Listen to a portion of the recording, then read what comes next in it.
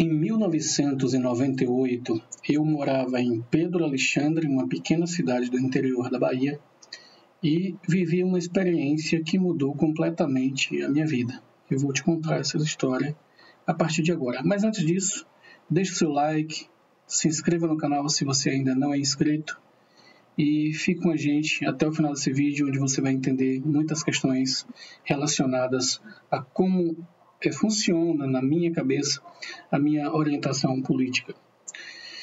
No ano de 1998, eu morava em Pedro Alexandre, uma pequena cidade do interior da Bahia, e lá eu estava iniciando, finalizando o ensino fundamental, em 99 eu iniciei o ensino médio no curso de magistério. Então, estava nessa cidade.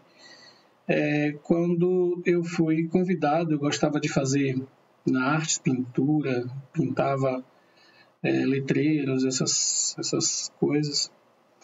E eu fui convidado para pintar uma quadra. Fui convidado por um secretário de obras da prefeitura municipal para pintar uma quadra de esportes, né? Eu nunca tinha pintado uma quadra antes. E com aquele convite eu disse, não, um momento de eu mostrar meu trabalho, meu serviço, que eu ia pintar uma quadra que ficava no meio da praça, todo mundo ia me ver pintando e também ia descolar uma graninha, uma graninha extra, 18 anos, querendo comprar. Minha família sempre foi uma família pobre, uma família carente, nunca tivemos muitos recursos e nesse período eu procurava o que fazer para poder ganhar algum trocado. Em Pedro Alexandre é uma cidade muito pequena e as oportunidades de trabalho eram muito escassas, principalmente para adolescentes e jovens, né? Então era uma questão complicada. Então, como filho de pastor evangélico, né, eu tinha uma certa visibilidade na cidade. Por algum motivo, esse secretário de obras me convidou para fazer esse trabalho. E nós acertamos o valor e eu fui pintar. Só que, na minha ingenuidade, eu não fiz nenhum contrato, eu não assinei nenhum documento, eu não me precavi de nenhuma forma de cobrar aquele valor pelo aquele trabalho, né? Então, eu sei que eu passei pintando sozinho, né? Eu passei quase uma semana pintando, primeiro a demão de tinta verde sobre o cimento, depois uma segunda demão, e aí a gente aguardou secagem. Depois da secagem a gente viu que era necessário mais uma demão, fizemos. Depois de um dia de secagem, ou até menos que isso, porque lá o sol é muito quente, nós acabamos, o espaço no chão já estava pronto, então eu fui fazer o riscado, né? Pintar meia-lua, pintar o meio de campo ali, fazer a marcação do campo inteiro. E fui fazendo isso sozinho, com fita crepe, marcando o chão e pintando, e fiz. Ao final de uma semana, na quinta-feira mais ou menos, eu estava encerrando, né? A quadra estava pronta e na sexta-feira eu fui cobrar o valor, entregar a obra, né? Mostrar o serviço que eu tinha feito, né? Apesar de que todo mundo passava ali, via, parava, comentava, e eu fui entregar essa obra ao secretário e esperava receber o meu valor, o valor do dinheiro acertado. E quando cheguei lá, eu fui recebido por um cara que nem parecia mais aquele secretário de obras muito amistoso, que tinha me convidado, que tinha falado, que tinha ouvido falar bem de mim e tal. E me tratou de uma forma fria, intransigente, prepotente, arrogante, da pior forma possível. Me ameaçou, disse que se tivesse uma arma ali que eu iria ver, eu quero que a prefeitura estava me devendo, que a prefeitura não tinha feito acordo nenhum comigo, que tirou dos cachorros e jogou para cima de mim. Ou seja, eu, ingênuo, não tinha comunicado à minha família, aos meus pais, sobre essa questão, e tinha feito o serviço como se fosse direto com... E assim, sem nenhuma orientação, sem ninguém para me defender, sem ninguém para torcer por mim, eu acabei saindo dali cabisbaixo, triste e muito deprimido com aquela situação. com aquele tratamento. Eu não estou contando aqui, né, com as palavras, nem com o jeito, nem com a forma como aquele cidadão me tratou ali dentro da sala da prefeitura, do gabinete dele. Mas, assim, me tratou de uma forma tão vexatória, humilhante, degradante, e aquilo marcou tão negativamente a minha vida, que eu resolvi entender, né, porque, assim, eu sempre cresci no lar evangélico, e lendo sempre a palavra de Deus e vendo o comportamento dos homens maus, né? Eu sempre tive aquela ressalva em pensar assim, será que as pessoas más elas se apresentam aqui nesse mundo na forma de bandidos, aqueles que furtam ou roubam, aqueles que fazem o mal ao outro de forma mais grave, ou no meio da política há também a presença dos homens maus. Aquilo despertou em mim a percepção de que os homens maus, muitas vezes, eles estão travestidos de homens bons, né? E aí eu comecei a ver que dentro da política havia uma constante guerra do mal contra o bem, apesar das pessoas prometerem muitas coisas nas campanhas eleitorais, elas, além de descumprirem após a eleição, elas se comportam como se fossem donas do poder, donas da força, donas de tudo que pode subjugar outra pessoa. Tá? Então, essa experiência foi marcante para mim. Hoje eu vejo política, depois de muitos anos tentando entender, estudando, verificando quais são as vertentes políticas que existem no mundo, a forma como as pessoas veem o mundo e como que as pessoas conseguem traduzir isso no trato. E fazendo um comparativo com a vida de Jesus Cristo, né? Que você sabe, Jesus Cristo, filho de Deus. Como filho de Deus, ele tinha nas mãos e tem todo o poder, né? Esteve aqui na Terra como homem e, como tal, ele poderia muito bem agir de forma intransigente e subjugar as pessoas daquele mundo. Mas não foi isso que ele escolheu. Não foi isso que ele escolheu. Ele escolheu, ao contrário do que todos os homens poderosos geralmente escolhem, que é o caminho de humilhar, de maltratar, de não atender às expectativas das pessoas, embora elas estejam imbuídas do dever de atender a essas expectativas, né? Elas não têm o compromisso com o próprio ser humano que o elege, que o constitui, né? Então eu sempre fiquei muito preocupado com esse tipo de questão, né? Dessa disparidade, o que é ser um cristão, o que é ser um servo de Deus e o que é ser um político, o que é ser alguém imbuído neste mundo de fazer o bem e não faz. E alguém que não tinha obrigação nenhuma de fazer o bem, porque ele é todo poderoso, ele poderia simplesmente destruir as pessoas que o afligiam naquele momento, simplesmente Jesus ele não fazia o mal a ninguém. Então, eu comecei a me despertar a partir disso aí para essa percepção dessa guerra espiritual que existe, né? Entre comandantes e comandados, entre a humanidade e aquilo que Deus quer para a humanidade. O que Deus quer para a humanidade é que ela seja boa e que ela consiga viver uma experiência de vida na Terra, uma experiência humana que seja saudável, salutar. Mas o poder, ele corrompe as pessoas. O poder, ele transforma uma pessoa em um ser humano abjeto, em um ser humano que não tem nenhum respeito para com os outros seres humanos. O poder corrompe. Dizer que o poder não corrompe é falso.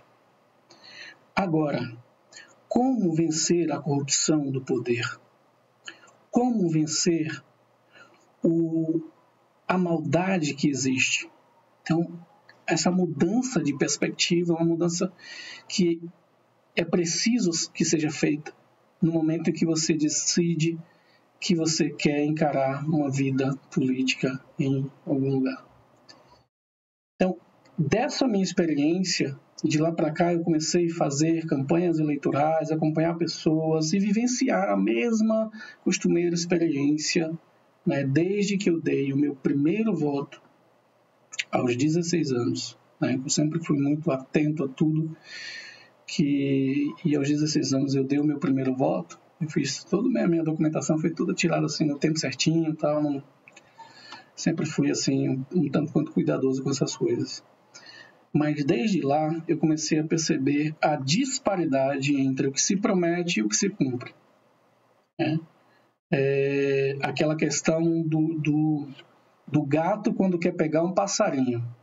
O gato, quando quer pegar o passarinho, ele vai bem sorrateiramente, devagarzinho, calmo, lento. Ele não tem pressa, ele não tem agonia. Né? E quando ele dá o bote é certeiro. Ele agarra o passarinho e devora. Então, essa questão de você viver numa sociedade em que as pessoas esquecem de Deus, esquecem da vida espiritual, esquecem da finitude da vida, não há nada mais pernicioso, não há nada mais perigoso do que alguém achar que é eterno e do que alguém achar que é poderoso e não reconhecer que poder pertence somente a Deus e que a eternidade não pertence a nós neste mundo. A eternidade é uma dádiva, né, ofertada pela graça divina. Então, se você não percebe esse mundo como um mundo que está apenas em uma experiência, que a vida humana é uma experiência passageira, você se corrompe com o poder. O poder entra na sua cabeça e faz a mudança, né, do paradigma. No momento você é o passarinho, né, e num outro momento você é o gato, nessa comparação que eu fiz. Você é o gato. E quando você se torna o gato, você acha que pode subjugar qualquer passarinho. E não é assim que as coisas funcionam para quem sabe que as coisas deste mundo são todas norteadas por dois poderes. O poder de Deus, quando o homem dá lugar, e o poder do mal por permissão momentânea de Deus. Então, amigos, quando a palavra diz que o inimigo das nossas almas, ele se veste de anjo de luz, para ir, se possível for, ele vai enganar até os escolhidos, a gente precisa pensar em quanto nós podemos ser enganados nesse mundo e quanto a política ela subjuga as pessoas e ela pode ser um instrumento da ação do mal no mundo. Se você for analisar desse ponto de vista, existem diversos livros que mostram a ação do mal dentro do universo político e na história da humanidade. Quando a gente vê a ação maligna na história da humanidade, às vezes dentro das igrejas a gente apenas enxerga o lado espiritual do fenômeno. A gente às vezes pensa que o inimigo é um tentador que está soprando no ouvido, faz aquilo, comete aquilo, aquele pecadinho, aquele pecado assim, faz aquilo, né? A gente pensa dessa forma. Mas, na verdade, a grande ação do mal no mundo é a ação, não para te desviar de um pecadozinho, de um xingamento, de uma queda aqui e acolá. A grande ação do mal no mundo é em termos políticos. Em termos políticos. Porque somente em termos políticos você pode corromper a inteligência, a percepção das pessoas e trazer as pessoas para um estado de inércia em relação a todo o mal que é possível ser feito no mundo. Então, quando eu decidi entrar para a política, quando eu resolvi me posicionar, quando eu resolvi dizer que o meu norte na política seria um norte para defender a vida, para defender a família, para defender os valores cristãos e defender os valores humanos, a dignidade da pessoa humana e defender o Estado democrático de direito e defender todas as pautas da liberdade dos indivíduos, da liberdade de ir e vir, da liberdade de expressão, defender a justiça e defender o respeito ao ser humano. Eu não decidi isso simplesmente por uma questão de vaidade pessoal ou por uma questão de desejo pelo poder, de sonho pelo poder, de querer, né, me tornar uma pessoa influente. Eu não me importo com o poder, eu não me importo com as influências, eu não me importo com aquilo que o dinheiro pode fazer, com aquilo que os homens maus podem fazer. A única coisa que eu tenho que me importar é com o meu semelhante e é com Deus que vai me cobrar as minhas atitudes frente aos meus semelhantes. Então entenda que a mensagem, que o posicionamento é um posicionamento de luta contra as hostes espirituais da maldade. Hostes espirituais da maldade, aquilo que leva o homem a fazer o mal, e por meio da política. Então, eu preciso me posicionar e dizer para vocês naquilo, as minhas experiências de vida, a minha história de vida, toda a minha infância, adolescência e juventude foi estudando a Bíblia e entendendo o que é o homem. E não estou aqui para dizer que sou uma pessoa santa, que sou uma pessoa melhor que todo mundo, jamais, porque não sou, não tenho meus erros, meus defeitos. E se você acha que eu tenho defeitos, imagina eu que tenho consciência de todos eles, né? Então tenho muitos mesmo. E se penso que preciso agir para ajudar o próximo, para ajudar as pessoas, eu penso justamente no sentido de que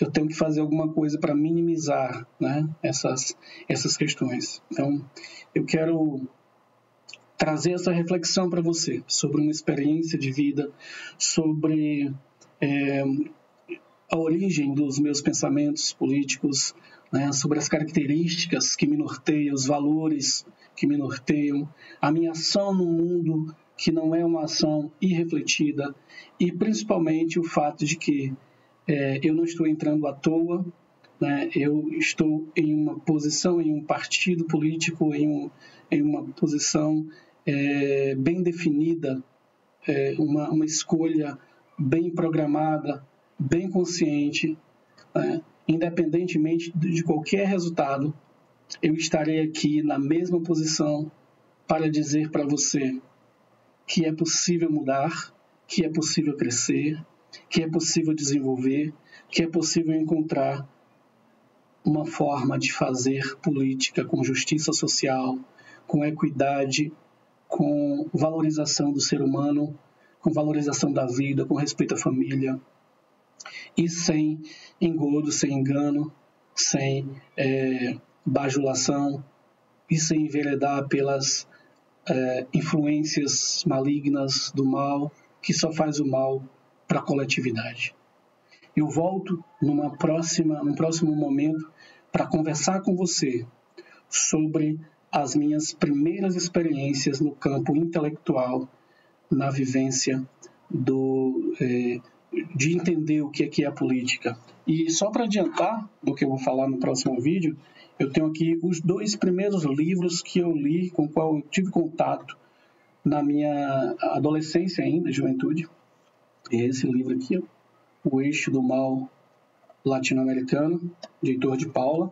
O primeiro livro, foi até difícil conseguir encontrar para comprar esse livro, mas eu tinha contato com os vídeos do autor, com as falas do autor, então depois eu comprei o livro e um livro magnífico.